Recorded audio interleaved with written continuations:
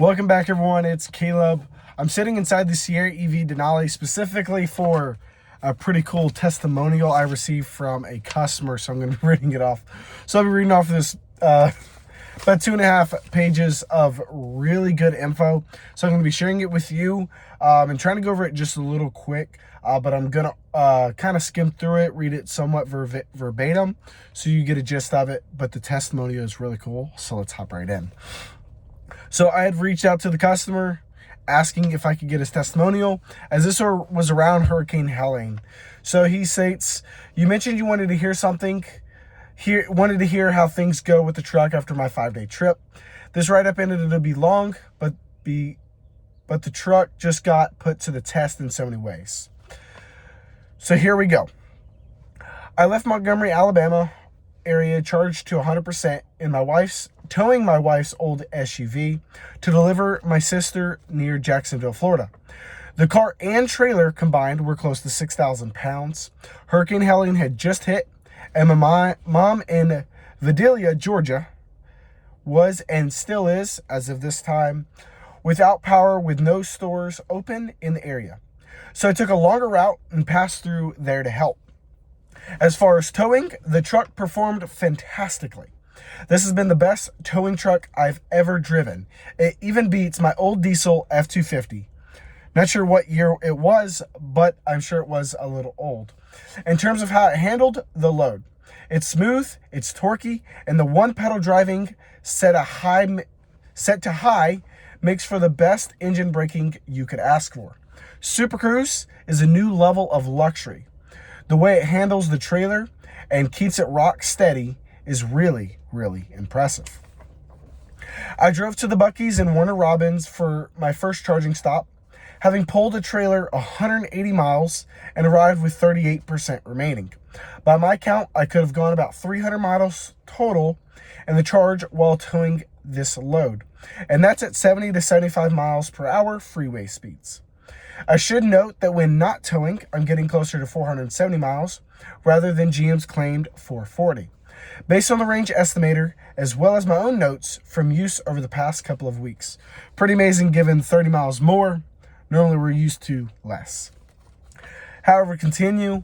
I unhooked the trailer, plugged in and quickly grabbed lunch in Buc-ee's. By the time I walked out of the store, I had 70% charge.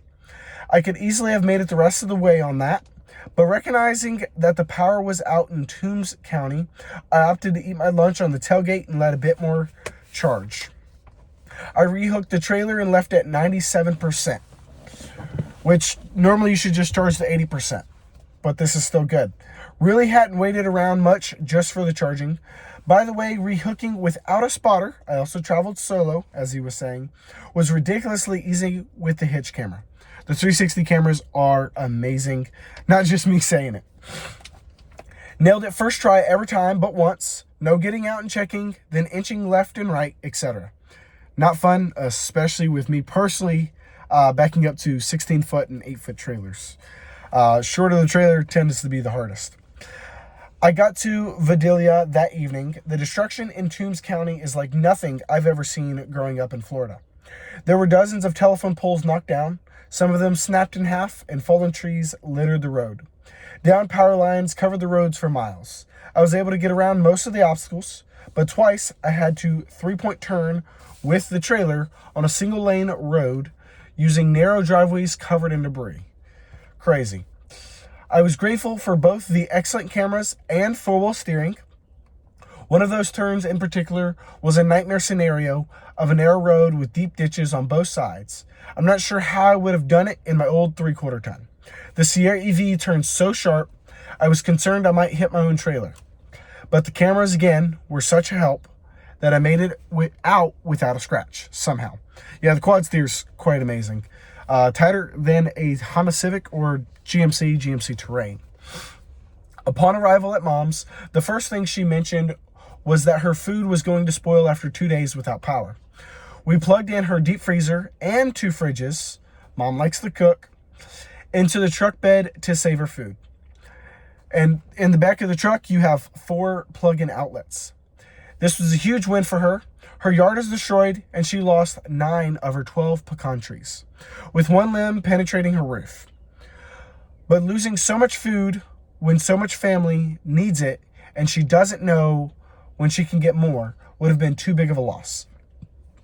Running these appliances for nearly 24 hours cost me 15 miles of range, which didn't even lower the percentage by 1%. Amazing. With her freezer cold enough to last a couple of days, I set out for Jacksonville and delivered the car. No generators to be found in stores near Jacksonville. My dad needed help in Tudisville. Apologies for mispronunciation. So I drove him down to Central Florida, where I was able to find a generator. By the way, he is an EV skeptic, but after a 3-hour ride in the truck, he is totally over the moon for it. He couldn't believe the acceleration, even without the hammer mode, which is like a boost mode, and was impressed with the comfort and quiet. The air-conditioned seats in particular were a big hit. Upon arrival back in Vidalia, I had to back the truck up into our driveway in the dead of night with no streetlights in order to face the right way to use the outlets. Generator setup is a daylight task. So definitely not enough lights sometimes, but even backing up, he was saying the lights in the back are amazing. With her long driveway having barely been cleared by chainsaw and every few feet facing jutting timbers and down power line guide wires, this was really challenging. The 360 cameras again give me great visibility, but more importantly, I actually found a real use for crab walk. Who would have guessed? As I squeezed between a mailbox and a telephone pole, I was approaching a timber I needed to go around.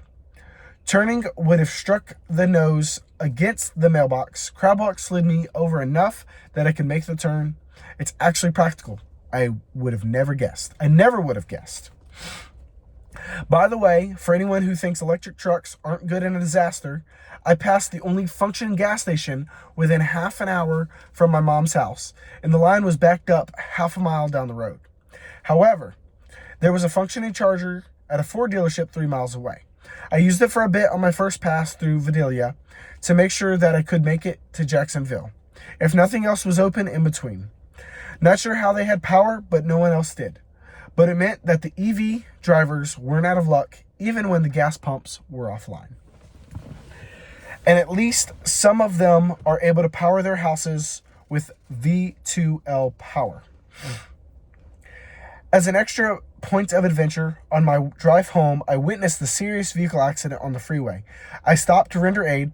With so much room in the frunk, I had bought a fairly large medical kit, and boy did it come in handy. I'll spare the gory details, but I'm very glad I had space for a full pack and not just some Band-Aids. Everyone is okay, though in terms of risk to life.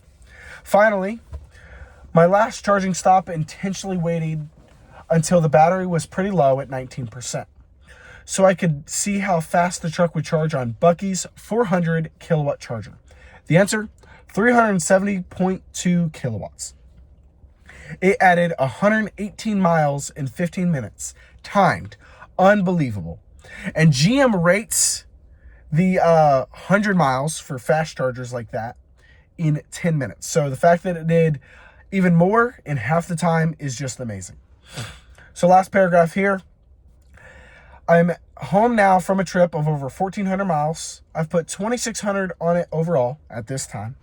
I feel like I've figured out all its features, although I still find myself trying to figure out how to do little things, how to set up the audio just not start playing as soon as the truck turns on, so my audiobook isn't playing while I'm still looking up addresses and such.